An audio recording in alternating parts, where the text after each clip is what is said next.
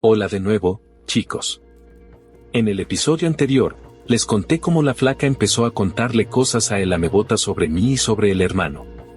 A pesar de estos problemas, en esta etapa todavía hubo momentos divertidos gracias a el sabio. Él nos aconsejaba y nos ayudaba a sobrellevar la situación, explicando que el amebotas disfrutaba de imponer su autoridad sobre los demás. Con el tiempo, intentamos llevarnos bien con el amebotas y parecíamos habernos hecho amigos. Sin embargo, las cosas empeoraron. Aquí les cuento un incidente memorable. Un día, durante un tiempo extra, el amebotas se sintió mal debido a una operación reciente. Nos dejó a cargo a mí y a el hermano de todas las actividades del área. Aprovechamos la oportunidad para terminar nuestras tareas rápidamente y, al terminar, decidimos tomarnos un pequeño descanso. Lo que empezó como un descanso de 5 minutos se alargó, y comenzamos a cantar y a hacer bromas sobre el amebotas. Fue un momento de relajación muy divertido. Volvimos a nuestras actividades mientras seguíamos cantando y bromeando, lo que hizo que el trabajo fuera más ameno. Sin embargo, esta diversión no duraría mucho.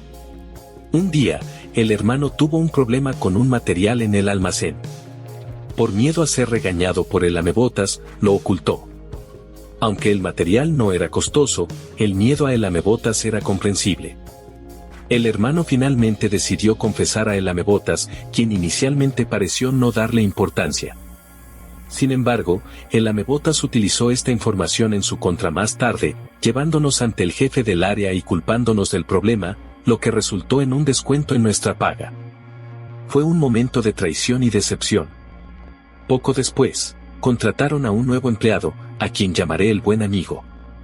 Empecé a capacitarlo y rápidamente nos llevamos bien. Pero el amebotas no tardó en ver esto como una amenaza. Aunque el buen amigo no hacía mucho caso a el amebotas, ya que este último siempre estaba buscando formas de pisotear a los demás, esto creó más tensiones.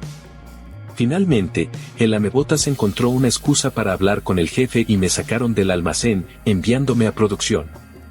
Esto me separó del hermano y afectó mi reputación como trabajador. En producción, aunque el ambiente era diferente y conocía nuevas personas, no tenía el mismo apoyo ni la camaradería que había tenido con el hermano. Hacía mi trabajo seriamente y sin problemas, pero extrañaba esos momentos de diversión y compañerismo. Si te está gustando, no olvides darle like, suscribirte y comentar. Y si tienes alguna historia que quieras compartir, no dudes en mandármela por correo. Hasta pronto, chicos.